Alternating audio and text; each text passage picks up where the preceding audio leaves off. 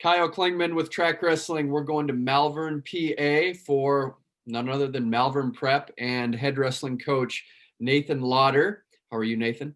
I'm doing well. Thanks for asking. Tell us about Malvern Prep. It's growing right now. You guys are doing great things. Third at Prep Nationals. How are you guys making marks in the national wrestling landscape? It's been a long process. I started there probably around 12, 13 years ago as an assistant. I've been the head coach now for 7 years. When I first started, we had 7 or 8 kids total. I graduated from Malvern in 98, went to Franklin and Marshall, and then came back, started coaching. I started coaching at like a little local youth program, grew it into a club, and now it's kind of, basically if I wanted to compete with those schools at our states and even our national preps and in our league, I knew that I needed a feeder program. In this area, it's a lot of like youth clubs that attach to high schools. Malvern, obviously being an all boys school, didn't have a club. So I knew I needed to develop one or make one. And we took the club that I was working with, grew it.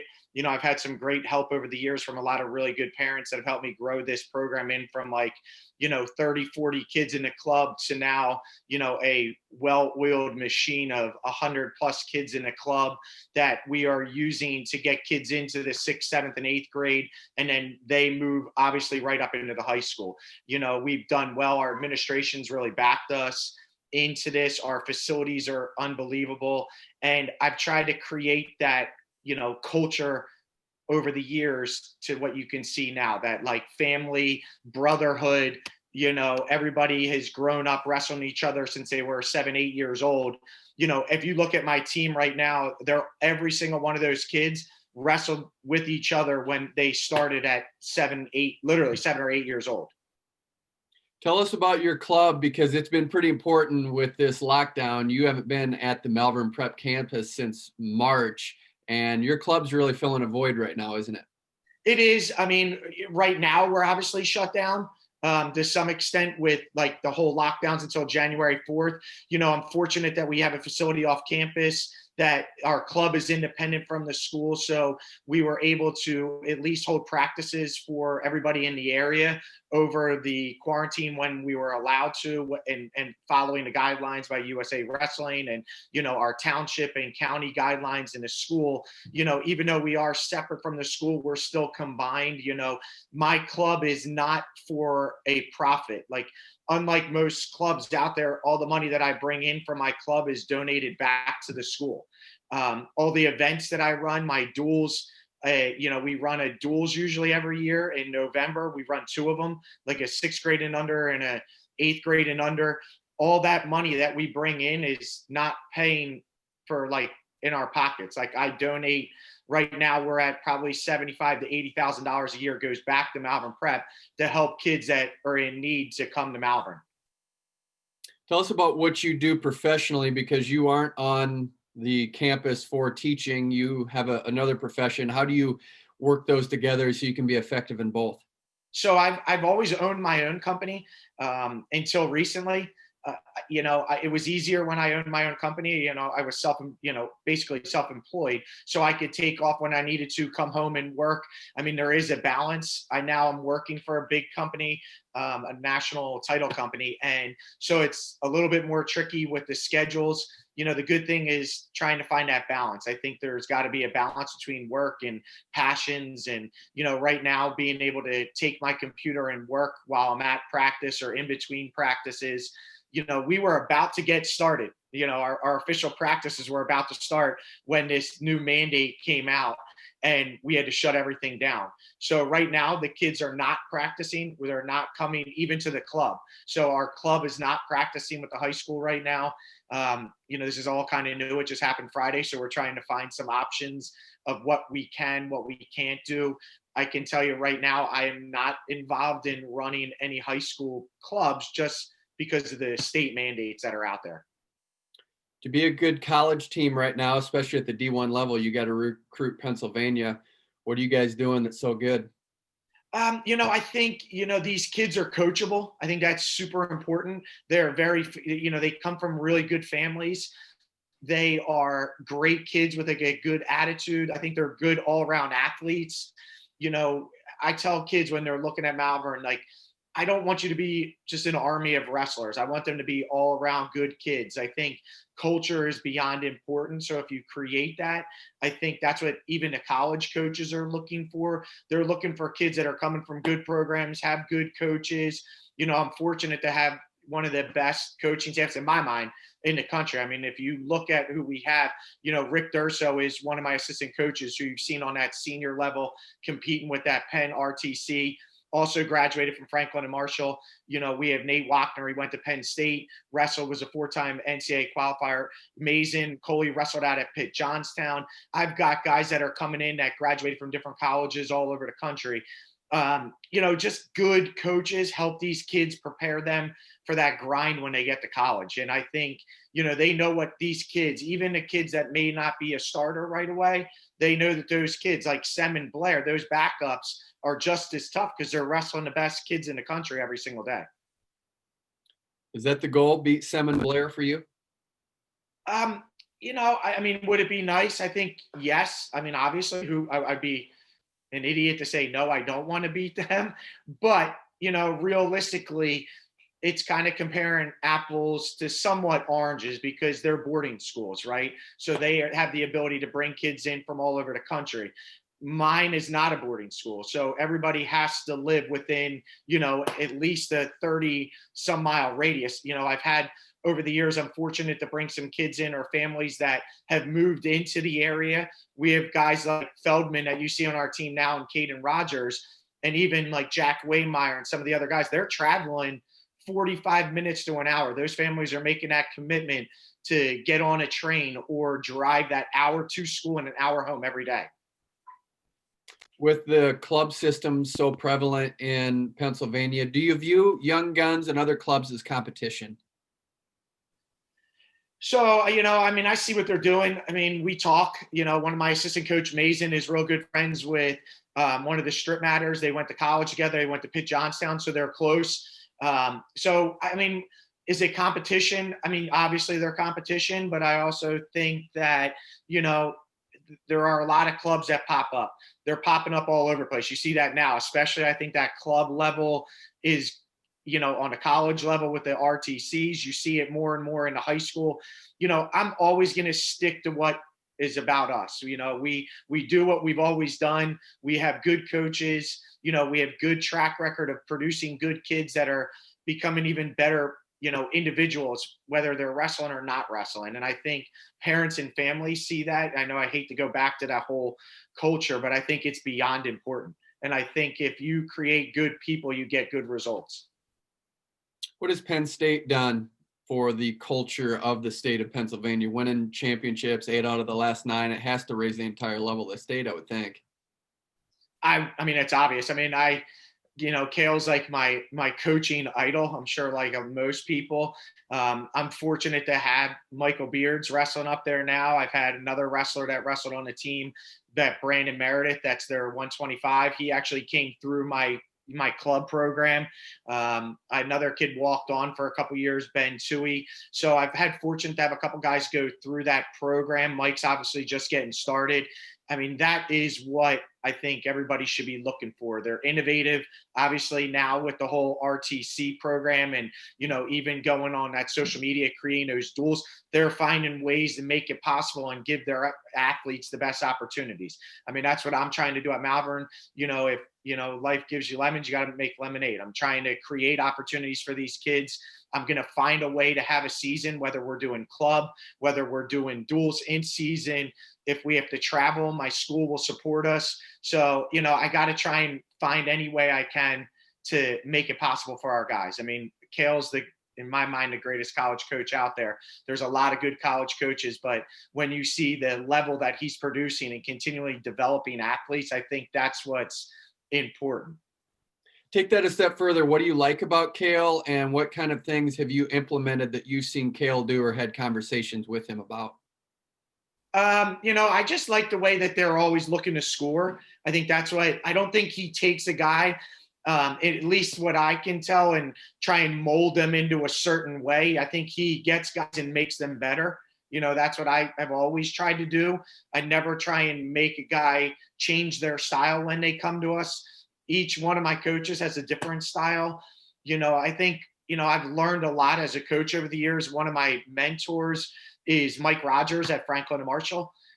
He's done a fantastic job. I went to Franklin and Marshall. My coaching staff, most of them went to F&M. His son wrestles for me, Caden. So I kind of emulate a lot of stuff that Mike does because we talk a lot. And obviously, we're having his son there. We travel a lot because his son is at all of our events and practices. So I think he's one of the most underrated college coaches out there. And his technique is flawed, like in my mind, awesome. He's like me I like to teach stuff on top. So I'm a top guy. I think that's where we try and develop our guys on top a lot. I've also picked up a lot from Sean Gray at Princeton. We grew up, he wrestled at Foxcatcher with some of my Team Renegades growing up with myself and Nate Wapner, one of my other coaches, Todd Brennan. So I've known Sean a long time. So we always bring him in for clinics. I try and bring in all the college coaches in the summertime for camps and pick up any type of little things that I can, if it's something on top, and everybody's going to do everything different. I don't think there's one particular thing that's going to change it. It's just having coachable kids that can adapt and get better and have a love for the sport. I think Cael stresses that a lot. If I'm jumping back to Cael, I think he stresses how much a kid loves this sport.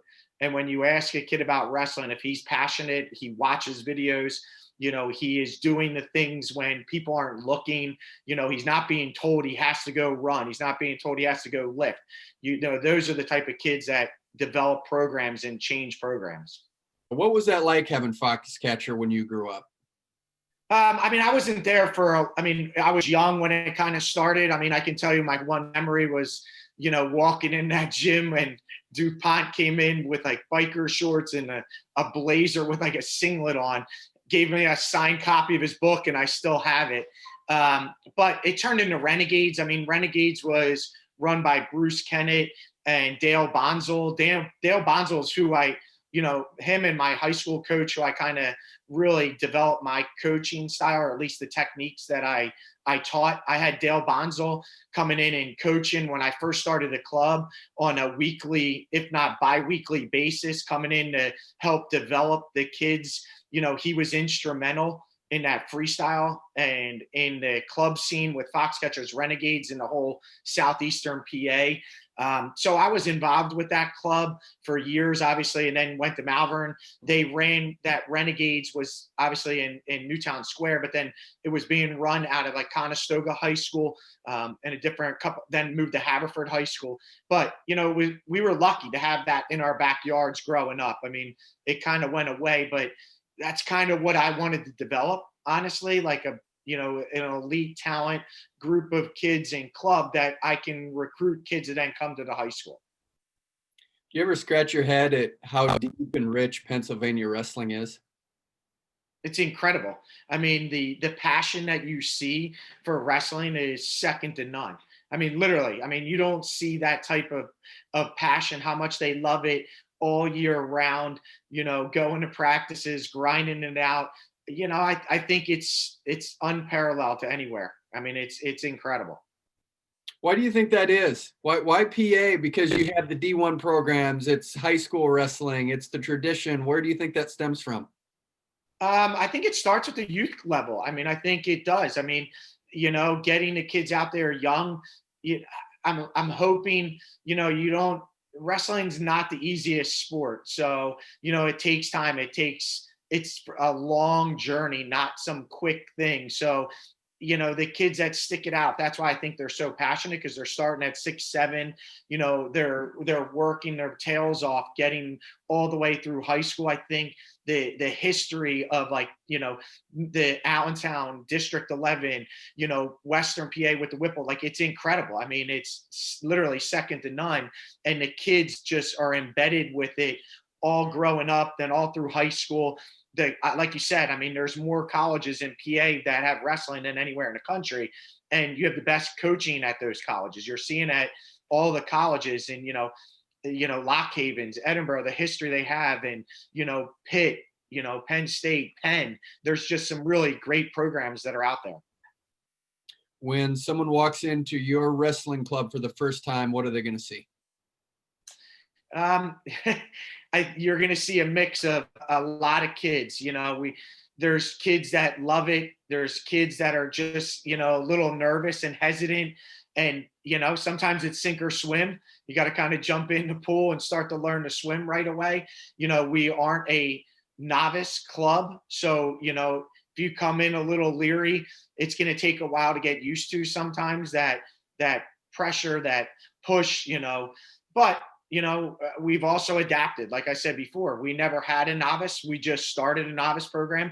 I've had some good people with the club that helped me, Frank and Jess and some other people that are involved. And we now have a novice club to try and help the community.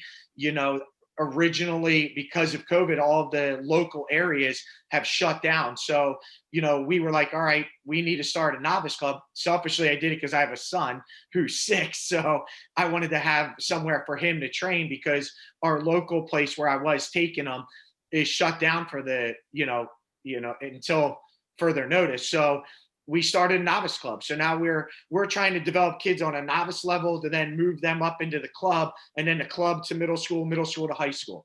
You create that, basic, way to keep moving forward and stay with that same family the whole time.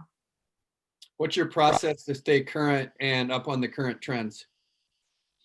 I do a lot. I don't write a lot on social media. You'll see that I'm not like a overly, communicate, like putting everything that we're doing on social media. It's just not my MO. I do have help from a lot of people putting things on social media. I'm a big watching video. I love to watch video. I like to talk to coaches. I'm big on bringing coaches in and trying to watch what they're teaching. I write down videos. I put them up. We have like TV screens. I'll put them up during practice. I'm a big motivational guy, trying to get the most out of them. So I do a lot of like quotes that I send. I think if you create an atmosphere where they're all family, they're all trying to get better, they're all going to push each other, that's how you're going to succeed. Like-minded people are going to get, push each other, to that next result. You mentioned Cael Sanderson as what you consider the best college coach. Who would you say is the best high school coach in the country? I have a lot of good friends that are coaching, especially in the high school level. Scott Green's done great things at Wyoming Seminary. John Gordon is someone I talk to a lot. He's out at Western Reserve. He was the one that was originally at seminary. I'm really good friends with Pete Schaefer. He was a coach at Germantown Academy when I was coaching. He's one of my kind of high school guys that has always been a mentor towards me, when I need questions or have questions. My high school coach was fantastic. I take a lot of technique from him, but I'm lucky. I have a lot of dads that have come through my program that were Division I wrestlers or coached at the Division I level that, I can take from and learn from all the time. It's one of those things that you got to always be learning, in my mind. How do you push Nick Feldman in practice? I try and talk trash to him and try and do whatever I can to survive.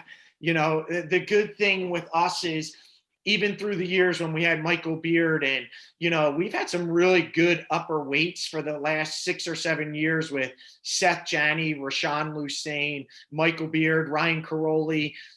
Those were just guys that went to Malvern. There's guys like Jordan Wood, Michael Boykin, these kids that went to other programs that, they stayed with their local high schools, but were still involved. They still come back and do camps. They're still around in practices.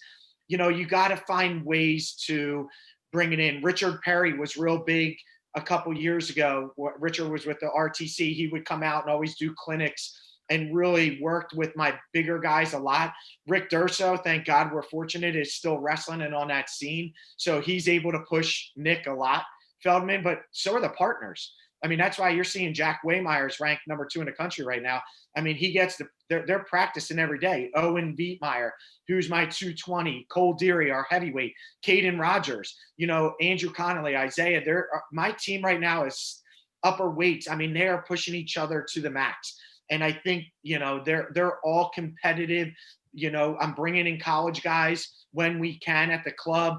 We have some good guys. Like right now, you'll see at least in this fall when we were practicing those upper weights, we had Martin Cosgrove, who's in Jersey, Joey Milano. These are guys that all came through our club, the Kafka brothers, that are all in the room pushing each other on a daily basis.